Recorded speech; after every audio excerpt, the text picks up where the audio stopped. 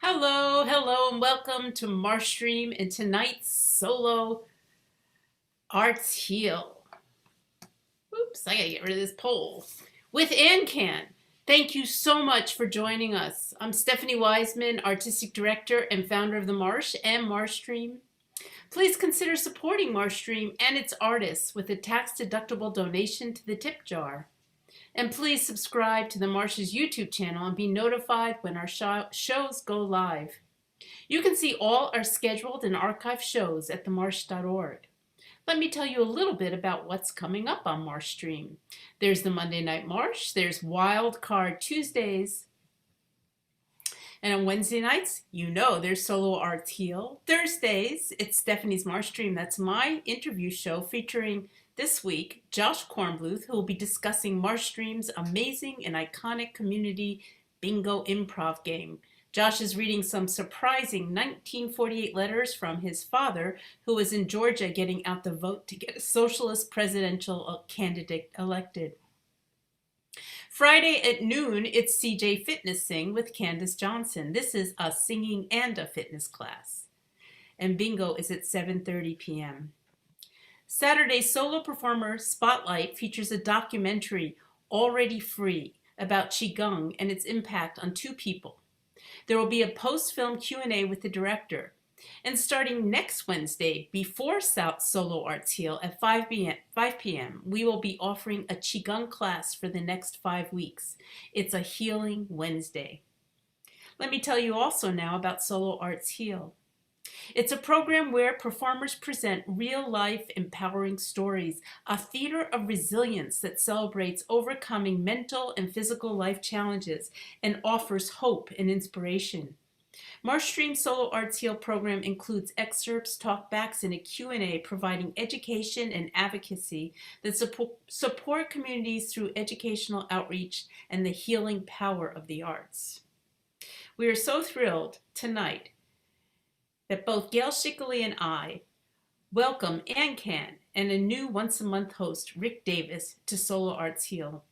I met AnCan founder Rick Davis at a memorial for a mutual friend, Eric Bookbinder, where I first found out about AnCan and the wonderful things Rick and his cohorts are doing. Now let's welcome Mr. Rick Davis. Hello, good evening, everybody. I am honored to be here on behalf of AnCan. And as Stephanie said, we met at Eric Arrest His Soul's memorial. Eric's wife, I believe, at the time was on your board. And this is how it's developed, and greetings to all the bookbinders who are watching. AnCan is a small nonprofit, mostly volunteer.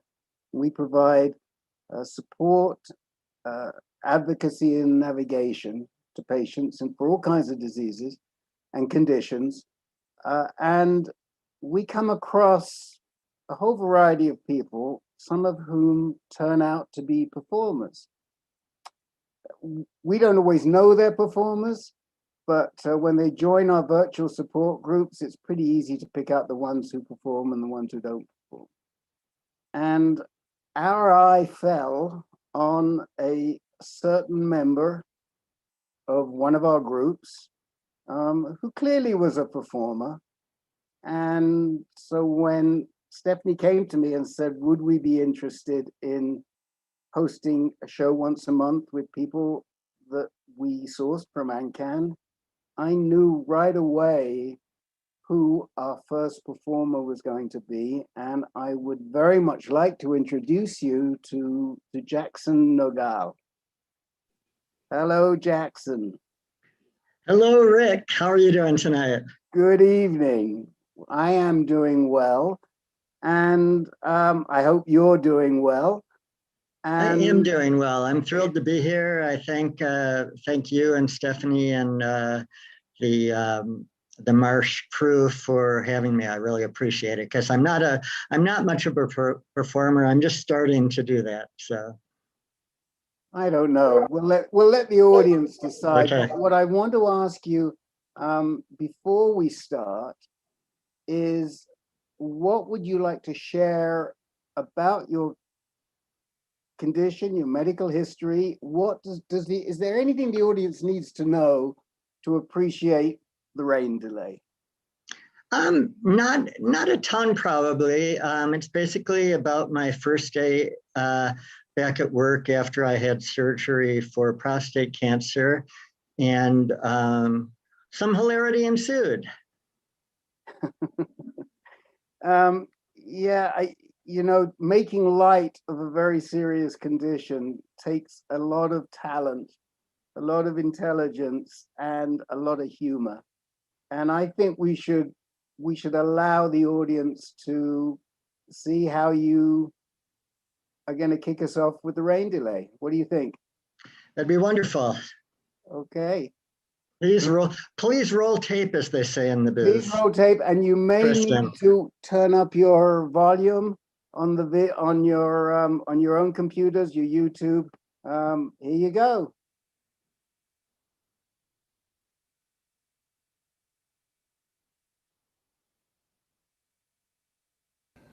Exactly 8 weeks after April 6, 2011, it was time to return to work.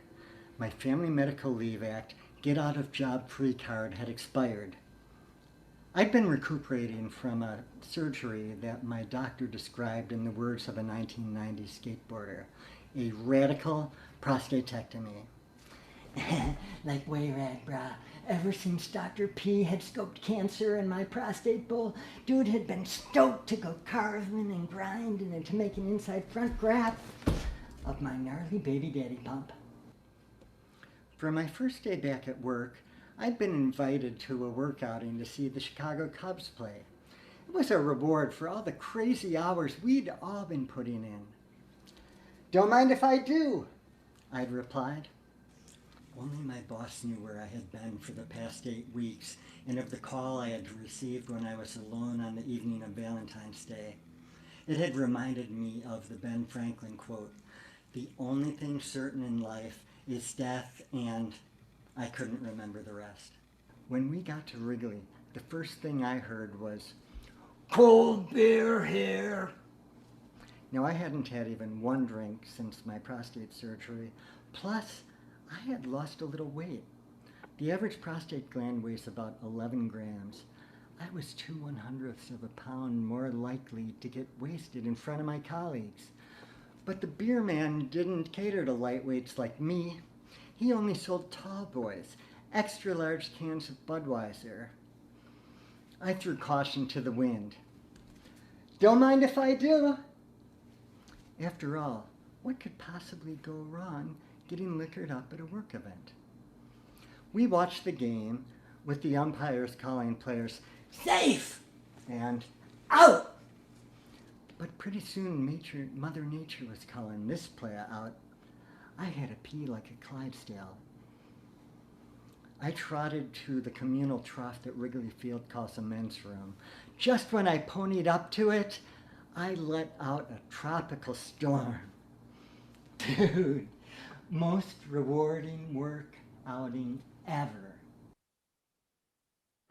When you hire a urologist to extract your prostate, it's a bit like hiring a plumber to remodel both the bedroom and the bathroom. Only in this case, poor workmanship could lead to an untimely death. The work in the bedroom is fairly straightforward. Think of the prostate gland like a cocktail shaker. You take 1 part sperm, add some mixers, shake your money maker, and voila, sex on the beach. But after a radical shakerectomy, the bar is closed. But don't worry, Betties. We shakerectomy survivors can still party long and hard. Now, contractors tend to undersell the work needed in a bathroom. In my case, my prostate plumber had to not only remove my prostate gland, but also 2 stop valves that lay between my bladder and my downspout. And that added months to the project for potty retraining. Oh, not like a toddler. Think of it more like the weight room. Baby, I just pressed 100 kegels. Oh, and in addition to wearing jock straps, we also have to wear what marketers call male guards. Basically, male maxi pads.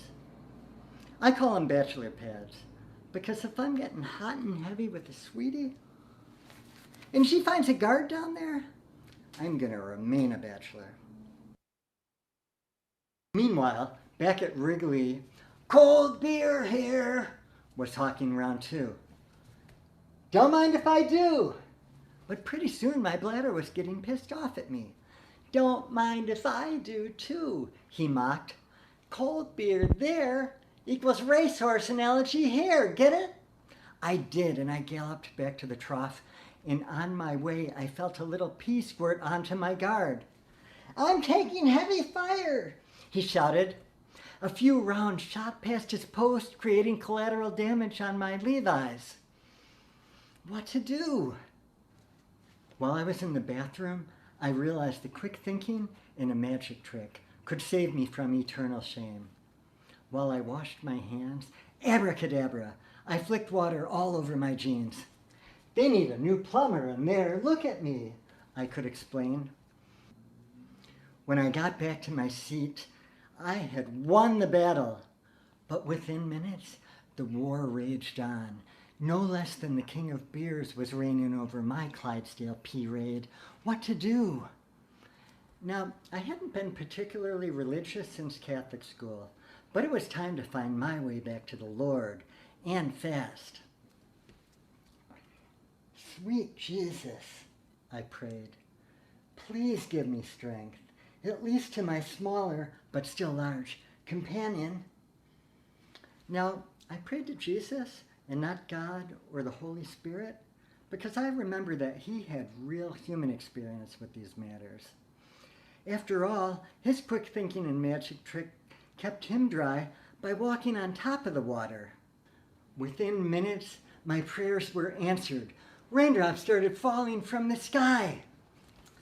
God damn it, cried a red-blooded Cubs fan. Jesus, undamn it, cried this yellow-peeing self-respect fan. My prayers were answered again. It started deluging rain. My jeans got soaked. I no longer had to hold every drop in. I did have to maintain some control. In my experience, even a proverbial flood can only dilute so much pee. And I didn't want to give the ladies a taste of what the men's room smells like after 5 innings of cold beer here. We ran to El Jardín for shelter. The waiter touted their famous extra-large margaritas. No me importa si no lo hago, I thought as I ran for the changing of the guards. By the end of lunch, even my only replacement guard had become shell-shocked. It was time to deploy, or I would be the only rotten-smelling sardine on a rush-hour train packed to the gills. As I was leaving, I spotted Mindy, the most beautiful woman in the office. I had a secret crush on her. Jackson! She spotted me too. Her perfect smile beckoned me. Where did you travel on your sabbatical? I realized that I shouldn't share my story with her, and by extension, the fact that we would both die someday. That would deep six any chance I would ever have on asking her out. To hell and back! I kept walking. If only she knew.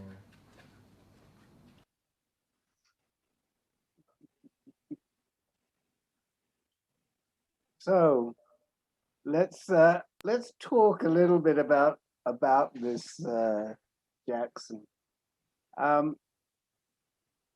Before you started this idea of performing, had you had any other thoughts about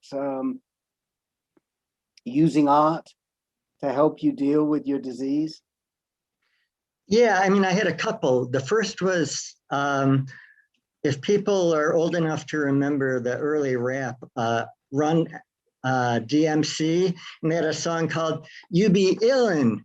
And I thought that would be perfect, but then I decided that it had been done already. So I decided to move on, and what I really wanted to do, joking aside, was I started to write a memoir. I wanted to write a memoir of all the crazy and funny experiences I had during my diagnosis and treatment for prostate cancer, which has been 10 years now. It was 10 years on Valentine's Day.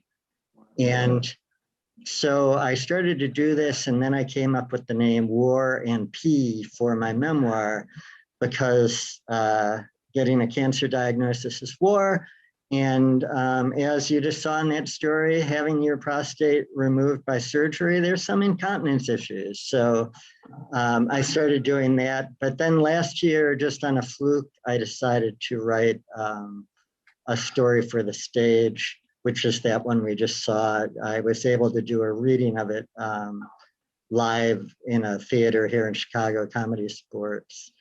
And then I was scheduled to do it live for a Chicago storytelling organization, which I should remember, but it's, I get brain fog from these drugs I'm on. COVID came, but then I was able to do it on their first Zoom night. So I got the very fun experience of trying to do comedy with zero feedback, like I'm doing tonight. So hopefully I'll get my COVID shots and try to get on stage and actually experience a real audience. So how's the War and P memoir coming along? Well, I put it down since I started writing these stories for the stage. So I'll probably pick it up again potentially tomorrow. But I do like doing these because it's just a little more interactive. But I mean, they're both equally. I mean, they're very different because obviously you have to completely paint a picture in the memoir, but then it's a lonely job as a writer, especially during COVID. So I am part of a couple of writing groups that I meet with in the morning. That's helped me with that. But then they also talk about in these writing groups how before you publish a book, and I'm sure I'll have to self-publish it, but before you publish a book, it's good to have a platform. So this is my platform. I was thinking it was sort of a bit of a slippery slope into performing. From writing, you start sliding into perform. I don't know where you go after the videos. Maybe you do the videos and then it's the stand-up and what have you. But your problem is you got to clamber back up that slippery slope to do the writing again, right? Yeah, although I'm 75,000 words into the writing. Oh, so, wow.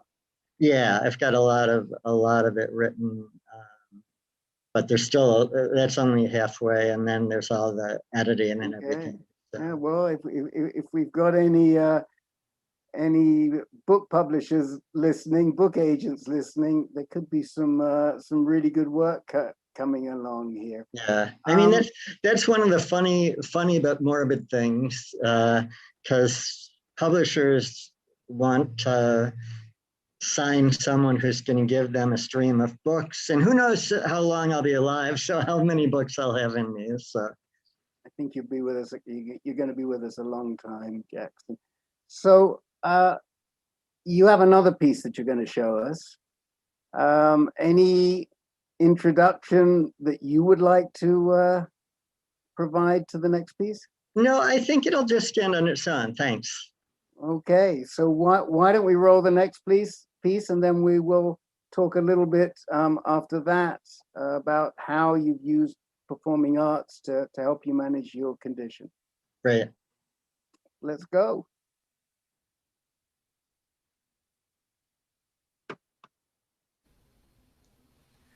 I recently did some modeling work. You may not be able to tell because I'm wearing clothes, but I have a killer body. It's been proven by science. It all started like this. In the fall, I took a test. Killer body? It wondered. Now, I'd had a killer body before, having been diagnosed and treated for prostate cancer. Oh, if you don't know, the prostate gland is what produces the liquid that gives babies their baby daddy genes. I had mine removed years ago. Now this test, my numbers had gone up by 0.1 billionth of a gram. Nothing to text home about. Then again, in my experience with life-threatening diseases, when they're stable, you forget all about them. But when there's a change of even a minute amount, your imagination can lead to some pretty deep, dark places. My imagination first started to think of horror stories, but then, well, he decided, you tell him, to become a model. There's big bucks and fame in modeling for people with killer bodies. I couldn't argue with that. We went to see an agent, Jenny T.U., one of the best. Let's get some professional photos of you, she said. Where do I sign up? I'm scheduling 2 photo shoots of you for the same day. Oh, and don't eat anything that morning. Now, I'd seen how skinny models are, but was one meal really going to make a difference? We went for the photos. The first thing I noticed, these artists have some wacky names for their studios. Nuclear imaging. My, don't we take ourselves a little seriously. Then again, it was on brand for my body type.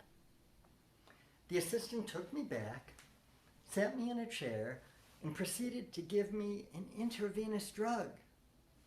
Oh, I'd heard how rampant recreational drug use was among models, but I didn't expect it to be so, well, expected. My imagination hoped, we're finally going to experience what ecstasy is like.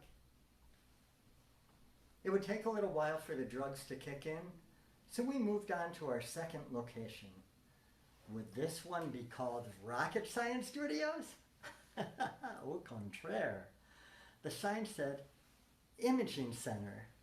Ooh la la, très minimaliste. And get this, they'd be taking a CAT scan. I wrote a poem. My agent must think of me as a cool cat. A cat with a killer enough body to warrant a CAT scan. The assistant said, you'll need to disrobe. Now, I know a lot of models take nude shots and, well, frankly, I was flattered. But then I remembered, you can't teach an old dog nude pics. Fortunately, the assistant gave me 2 robes. Put one on normal, one on backward. Saved by the booty shot blockers. Then he gave me a free mochaccino in a bottle. I took a taste. It tasted funny. Had some faceless factory barista slipped a Mickey in my drink? I looked at the label. Coffee, milk, sugar, barium. Now, I know there's a lot of beautiful people with funky diets. Was barium the new keto? It had a spoonful of sugar, so... It had a spoonful of sugar, so I choked my mochaccino down. My mochaccino down. My mochaccino down.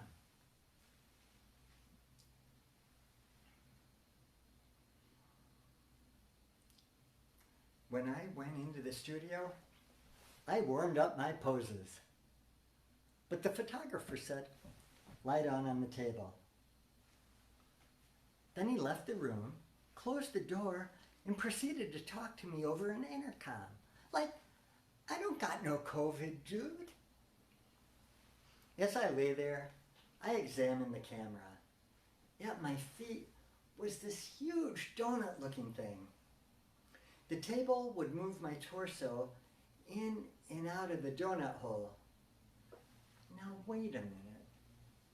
They take a guy who can no longer produce baby daddy genes, force him to have intimate relations on camera with a clownishly large cattle? And get this, the name on the camera was Siemens. I'd heard of practical jokes before, but I couldn't imagine one being so cruel. When we were finished, there was no cuddling, no pillow talk. The photographer pointed the way out the back door. We felt used. Back to nuclear imaging. This photographer would be taking photos of my entire skeleton. Oh, I'd heard how important bone structure was for models. They weren't kidding. And what a cool gig the photographer had. It's literally like Halloween, a scary skeleton Halloween every day. And this camera was much more cozy than the last one. It literally passed within millimeters of my nose. In fact, if it could have given consent, I might have given it a bunny kiss. It's been a long, lonely, hugless COVID. When we were finished, we sashayed our bones out the front door. The following Monday, we returned with my friend Abby to see Jenny T.U. The photos turned out to be excellent, but somehow they weren't good.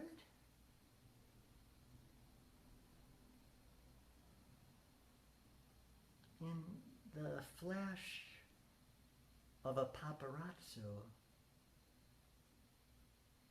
my life changed. Sitting in front of me was my Jenny T. Urinary medical oncologist. She was no longer my agent. This had no longer been a photo shoot. I was no longer an aspiring model. But I did have a killer body. Again. As I mentioned earlier, years before, I had had my prostate gland removed from my prostate bed. A few years later, the cure was to zap my prostate bed with 40 rounds of radiation. But now, just like Baby Bear found Goldilocks sleeping in his bed, that cat had found a small 2-centimeter soft tissue mass lying in mine. He was still there. Now, when you have a killer lurking inside your body, a small 2-centimeter tissue mass seems pretty big. It's a little like those old movies where someone has a small revolver, but they're calling from inside the house. Only in my case, my assassin had been hiding downstairs in my private basement.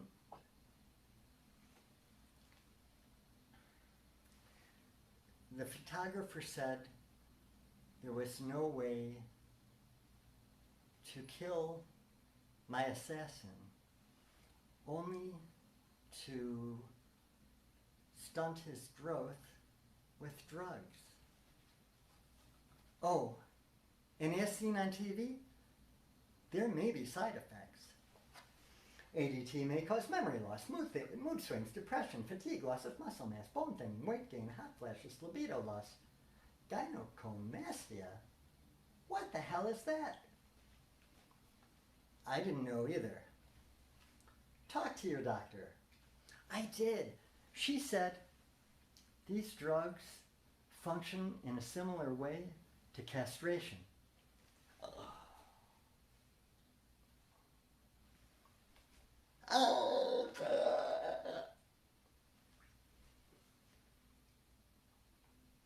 Now, later, I asked the woman I live with what she thought. Alexa, what do you think?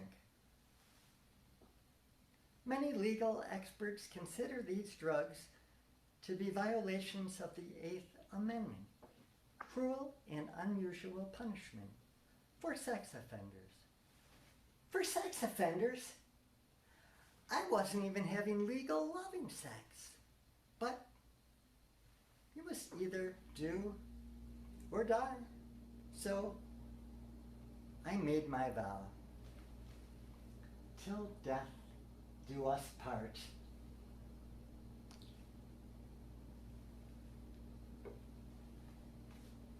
Like a shotgun wedding with no fun in the hayloft? As we were leaving, my friend Abby calmed me. Jackson, look on the bright side. At least your murdering Goldilocks was found in only one bed.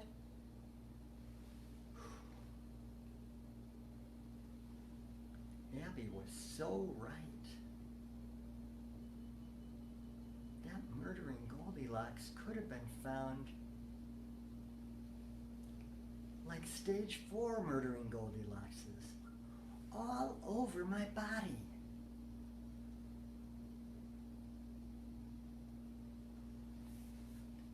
I have years to live, and if I can no longer produce muscle mass, well, I know there are people that just model their hands, but then my imagination had a better idea.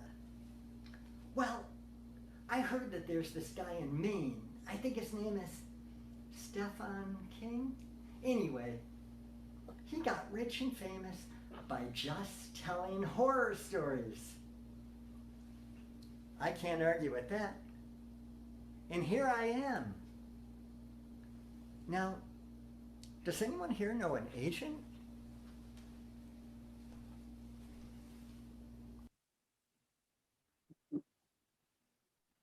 Well, thank you again, Mr. Nogahl. That's my story, and I'm sticking to it. I- Apologies for the low volume. I recorded that late at night, and I live in a condo with very thin walls, so I was trying not to have the neighbors hear my story 10 times in a row because I couldn't remember the words. Before we go on, and I have a few questions that I'd like to ask you, if the audience has anything they would like to put to Jackson Nogahl, please use the Q&A, and we'll keep an eye on it, and we will pose those questions to him. But let's get back to some of the thoughts that I have. How has performing arts, whether it be writing, whether it be video, how has that helped you manage the condition that you live with on a day-to-day basis? I mean, it definitely gives me a different perspective. And, throughout my life, I've done a lot of writing and tried to write comedy. And if you watch any good comic, I shouldn't say any good comic, but a lot of the best comics, especially after the African American comics, the comedy comes from pain. And if you stop laughing and listen to what they're really talking about, it's some very difficult situations. And I think that's true for me in a different way as well. If I can take those, going alone to have a CAT scan, and then scintigraphy is the bone scan. It's kind of a weird process. And then, I was lying on the CAT scan and there was confusion in my doctor's order. So I had to lie there a little longer. And then I saw that Siemens label, and of course it was Comedy Genius for a prostate cancer. So, but I think it's really helped me. I've also, have various struggles with depression as well. And, anytime you can, there's a lot of things you can do. I mean, there's looking around and understanding, how many people, have similar issues, or even at AnCan. So AnCan, I think I've been attending your meetings since last summer, and I just found out about AnCan in a fluke because I had seen my medical oncologist speaking at an event, and I try to watch when she speaks. So then I can ask her even more. I always have my list of questions that's about this long, which includes me reading, cancer journals and that sort of thing. And I'm sure a lot of times she's like, what, why are you reading these journals? But anyway, that's one of the ways I cope. But I mean, there's a lot of different ways to cope by, I was just talking about AnCan, and I've joined the AnCan group for people with advanced recurrent malignant cancer. Fortunately, I'm not malignant yet, although that, as I watch what others have gone through, that will come. But, it's just been a huge help for me to see other people who are really surviving this disease. And, there's people, that have been on these drugs that I'm on for, 20 years, and, they're still living, and that really made a difference there. So I think there's a lot of different things that have really helped me be more positive about this and think more about what life I have left to live, rather than worrying about a lot of things that I may or may not get to experience. So let me just pick up on something. You said you had done writing before you were diagnosed. What did you write about then? And did you perform any of that? Or was it published? Can we see Jackson Nogahl 20 years ago?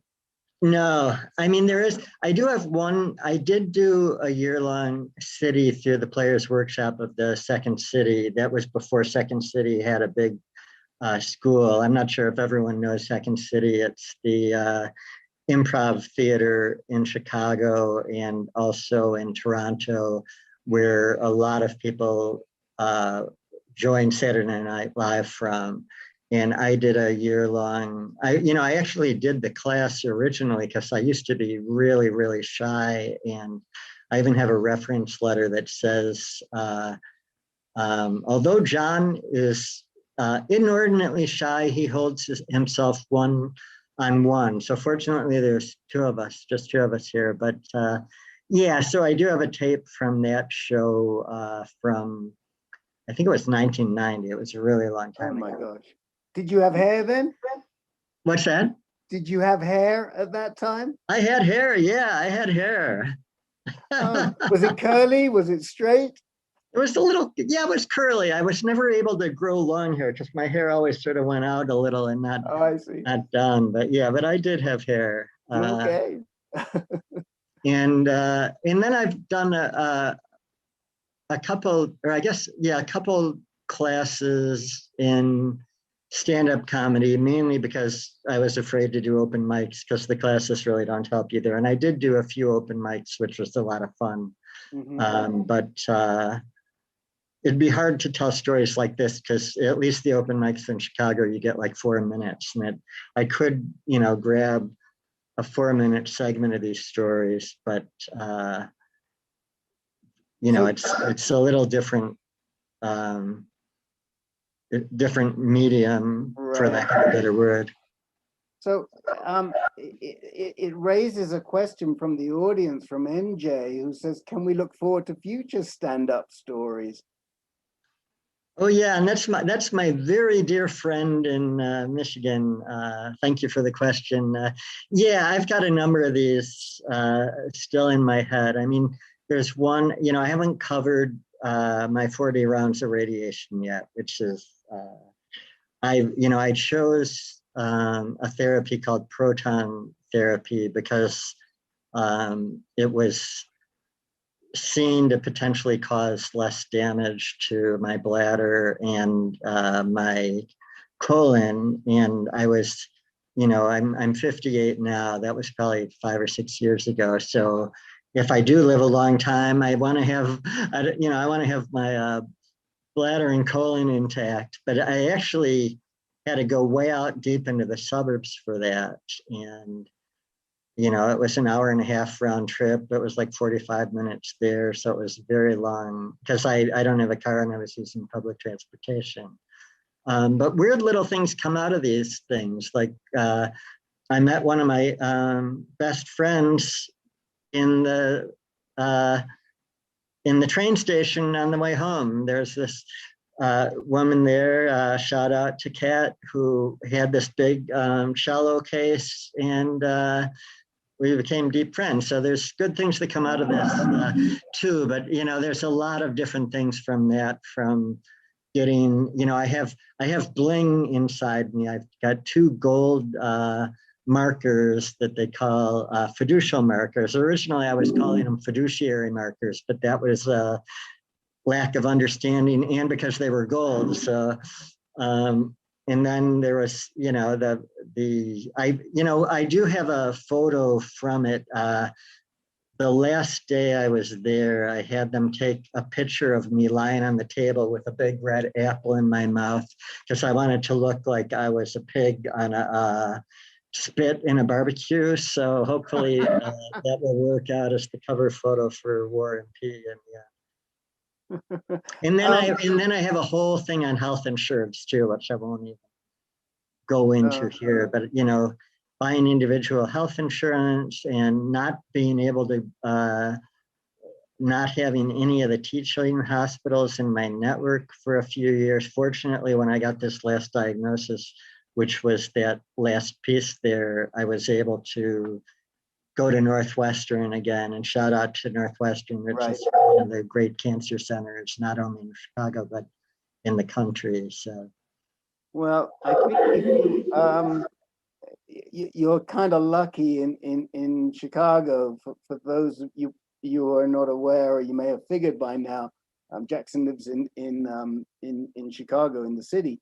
But many of the people watching are from the Bay Area, and they have to deal with Kaiser Permanente, and that is a great future source for Stephen King to write a few stories. I speak from experience myself, because I was a Kaiser patient for many years. That is a totally different experience again. But I want to come back. To how you manage your disease and your condition, and living now with a condition that cannot be cured. It can only be managed for the rest of your life. Beyond performance, what else do you do to live with that every day? I mean, you wake up in the morning. How do you deal with it? Yeah, I mean, fortunately, in morning I've got structure now that I have these writing groups. So I do one from 9 to 9:45, and then I do another one from 11 to 12:45. And it's kind of funny. I mean, if you're not a writer, this will sound really crazy, but what we do is so for the first one, it's someone with a free Zoom account. And I'm sure everyone knows after a year of Zoom, if you have a free account in more than 2 people, it dies after 40 minutes. So we all go on the Zoom, we all mute ourselves, we all write for a half hour, and then we chat. And then the second one similar, but that one we go from 11 to 12:30 and we write, and then we chat. And it just adds a lot of structure to my day. It's a nice to have people around. I also I'm trying to, I already had osteoporosis, and these drugs I'm on, as you well know, but a lot of people in the audience don't. And as I said in my auctioneer voice, they cause bone thinning and muscle atrophy. So I'm trying to do weight-bearing exercises. I also, for COVID, I got a rowing machine. I learned how to row. A friend of mine, a shout out to her organization, Row, which is Recovery on Water.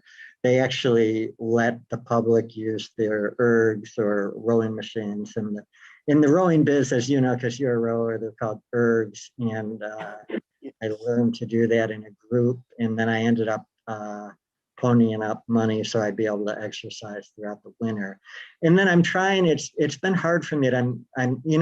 It's funny with the food thing because I'm afraid of food now. And I've talked to a nutritionist, and people tell me don't be afraid, but I try to meet primarily a vegan diet. I try to I used to love to go out and have cocktails with my friends, but I try to really limit my alcohol now because that's one thing that they do say is a carcinogen.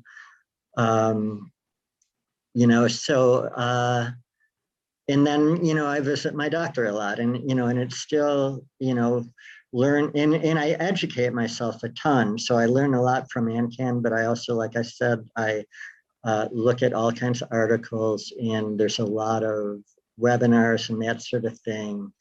And, I know what the progression of my drugs is going to be because cancer mutates is, better than anyone. Just so the people in the audience know a little more about AnCan. Rick knows everything. We'll have someone come on to one of our calls from, Cincinnati, and Rick will know the genetourinary medical oncologist in that area, or someone will call from, Rick lives in Arizona, but someone will call from New Mexico or wherever. He always seems to know the woman or the guy there. But well, it's just that I've been doing this a long time.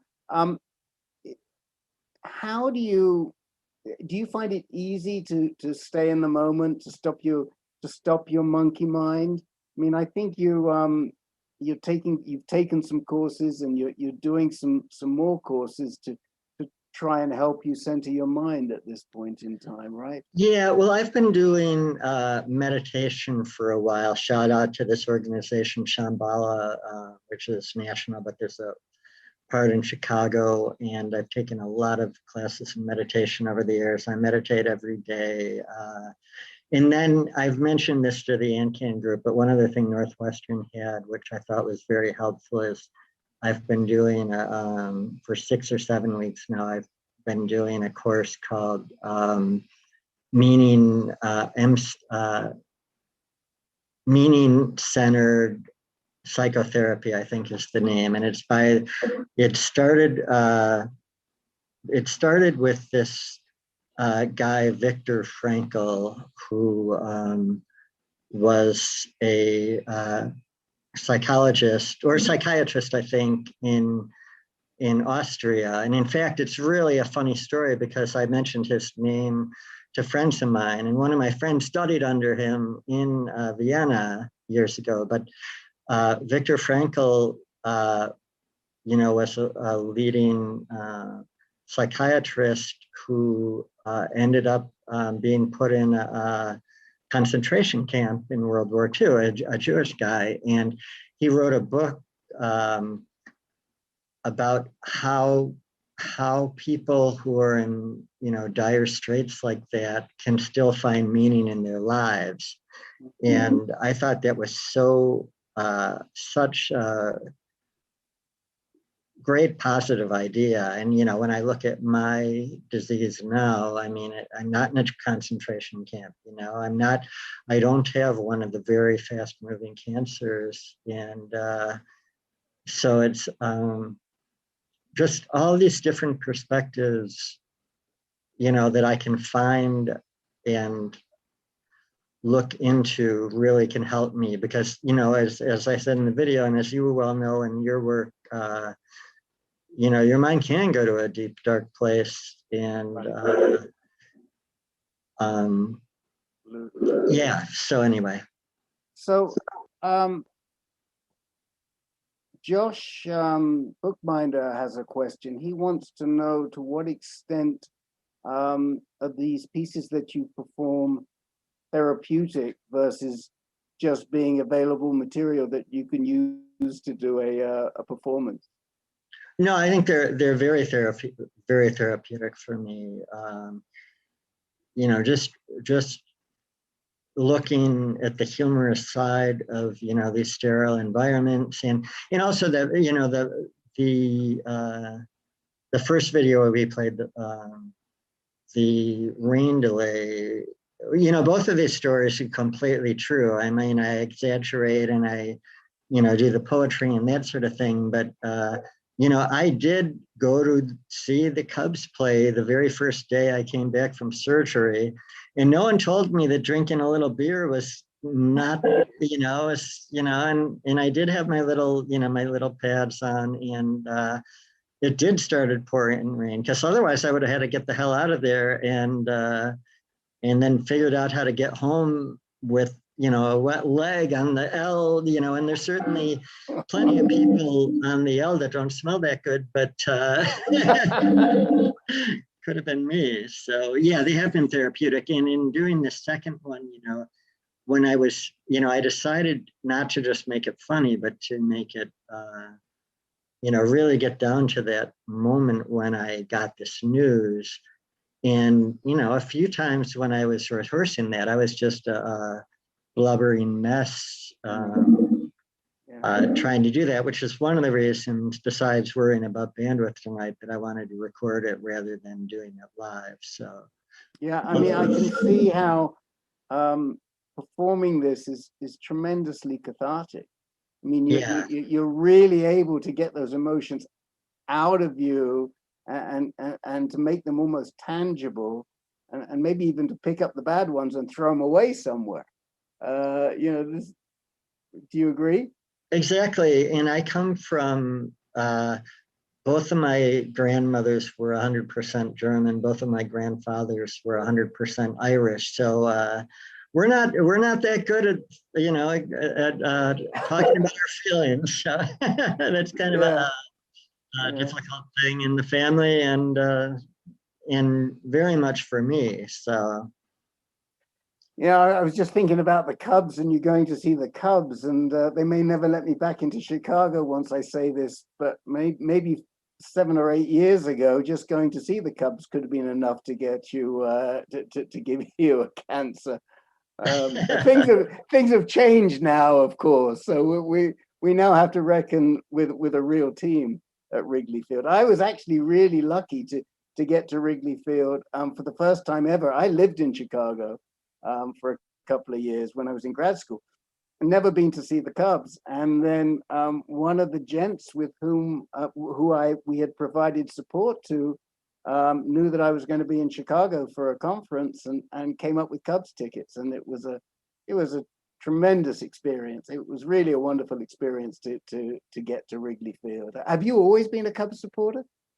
No, I'm not a sports fan at all, to tell you the truth. Oh, really? So okay. yeah, and I was fortunate to find that photo with a no Creative Commons no fee photo for the beginning of that taping, which a friend of mine who's a film director did, which was really nice of him. You know, he had the 3 cameras going on and everything. So yeah, I've never been that big of a sports fan, but you know that I don't say that too much in Chicago. And actually, my condo overlooks Soldier Field, and I'm definitely not much of a football fan, but I keep that on the down low in Chicago because that's okay. So let me ask you. There's only so much cancer treatment and health insurance that you can talk about, and health-related matters that you can talk about.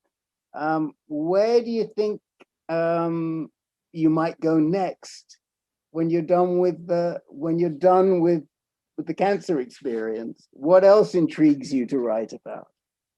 Yeah, I mean, there's a number of things. I mean, one thing that's also an illness is I have had some issues with mental illness in my life, and that's even affected me more than prostate cancer. But then there's just I've been keeping a log of things I find funny, you know, since you know, for years. So I mean, when I did the stand-up bit, I remember doing a bit about you know, this was before Uber was a big thing, about, you know, feeling so good when I was taking a cab because everyone's waving at you, because if you're in a cab, everyone's hailing cabs. So, you know, you feel pretty honored, you know, with, you know, you feel like you're in a black car if some people are waving at you while you're riding. So